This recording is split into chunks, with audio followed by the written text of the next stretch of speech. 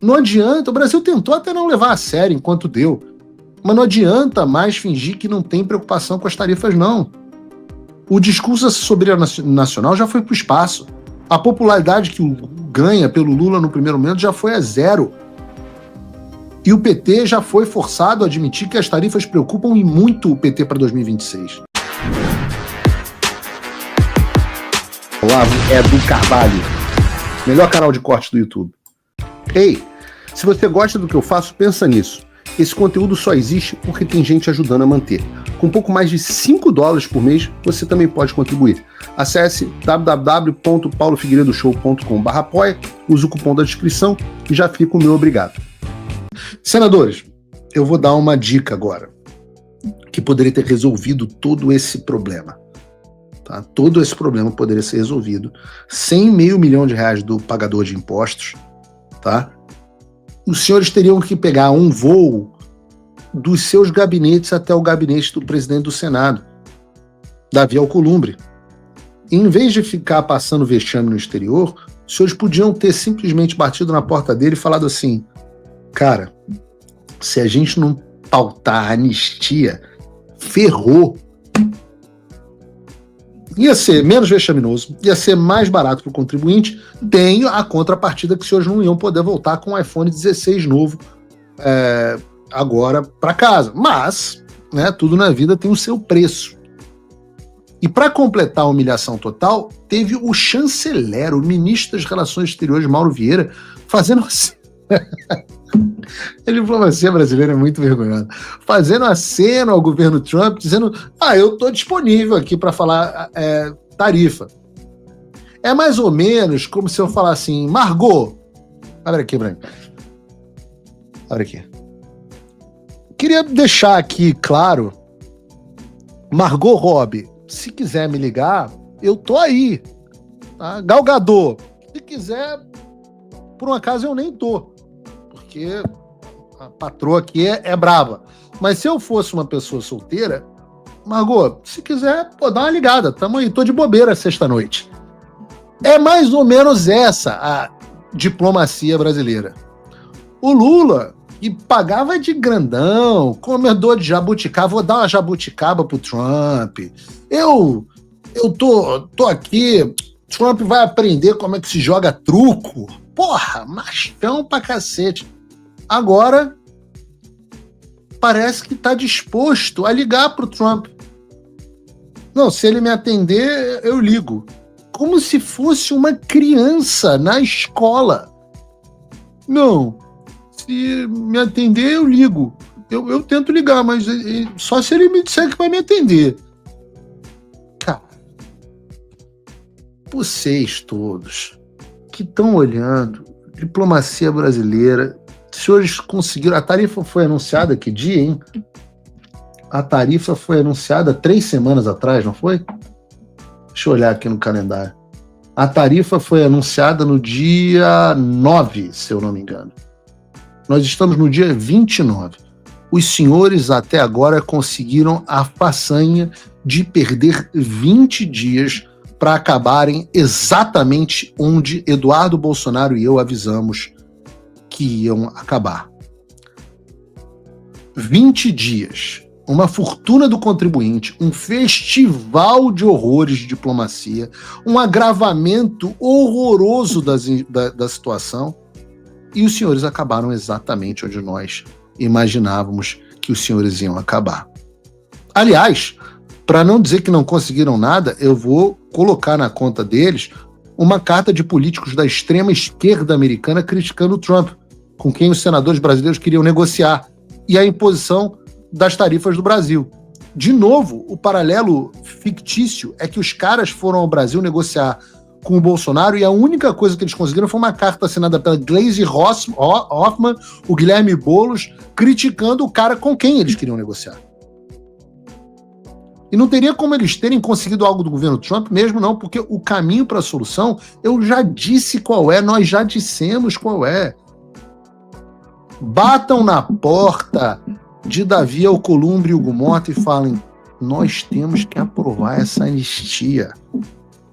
É a condição sine qua não, ou sem a qual não, ou a condição necessária para que se inicie uma conversa.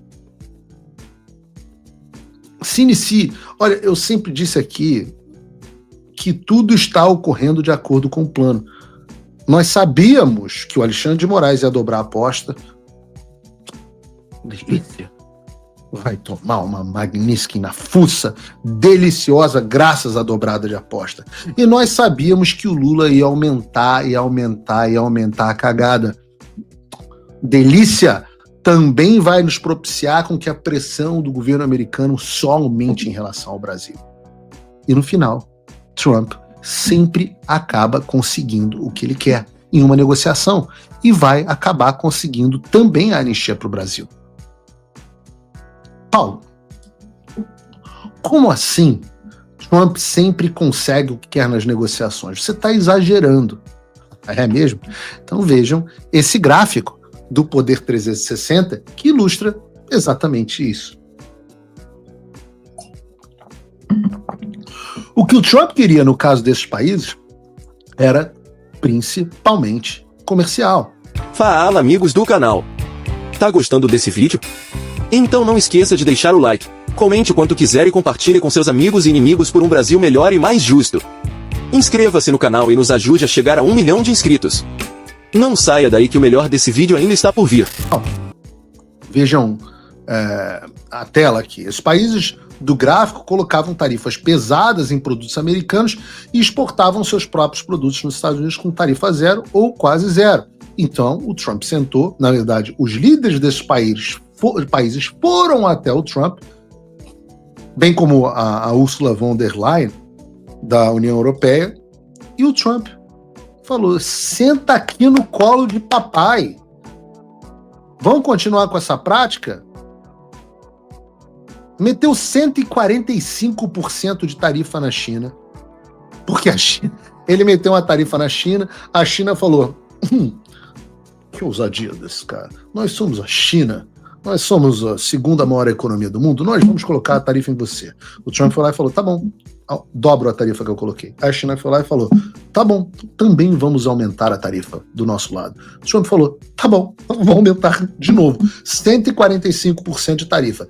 Eu já tive fábrica contratada na China, eu já tive empresa de importação, e os meus colegas ainda do mercado continuam. As fábricas da China começaram a ter que dar férias coletivas.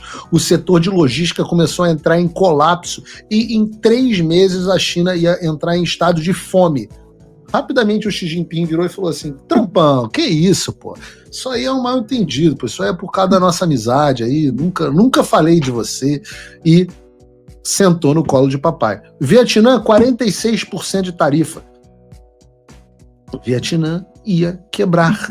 30% de tarifa na União Europeia, 25% no Japão. E aí vem os analistas da Globo News: não, Trump vai quebrar a economia mundial. Eu tava vendo um vídeo até do... oh meu Deus, como é o nome dele? Esquerdista aqui dos programas de comédia americano, falando assim: não, eu realmente achei que os Estados Unidos a economia fosse mal com as tarifas do Trump, mas a economia está indo muito bem. Poxa, quer dizer que mentiram para você? Disseram que o Trump ia quebrar os Estados Unidos e o país, e ele saiu. Qual foi o resultado dessa história, né?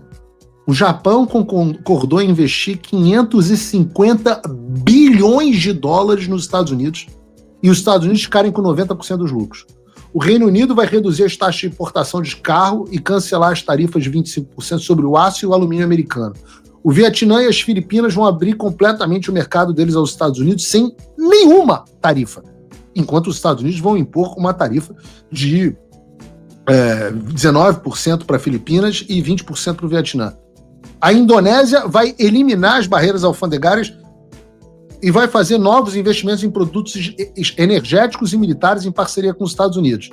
A China fechou um acordo histórico de parceria de exportação de minérios e terras raras, ainda assim arcando com uma tarifa de 30%, e a União Europeia vai investir, a grande União Europeia, que falava grosso, que falava nós somos a Europa, a União Europeia vai investir 600 bilhões de dólares nos Estados Unidos, sendo que 150 bilhões só no setor de energia. E esses acordos foram firmados em caso em que as tarifas foram simplesmente por razões comerciais. Mas nem sempre tarifa é uma questão comercial. Nem sempre. Aliás, se os senadores da comitiva brasileira, os Avengers, tivessem assistido 3 ou 4 episódios do Paulo Figueiredo Show, eles saberiam disso. É por isso que eu peço a você, clica no like, para mais pessoas assistirem o programa, vê se você está inscrito no canal. E eu sempre falo, manda o programa para os seus amigos e para os inimigos.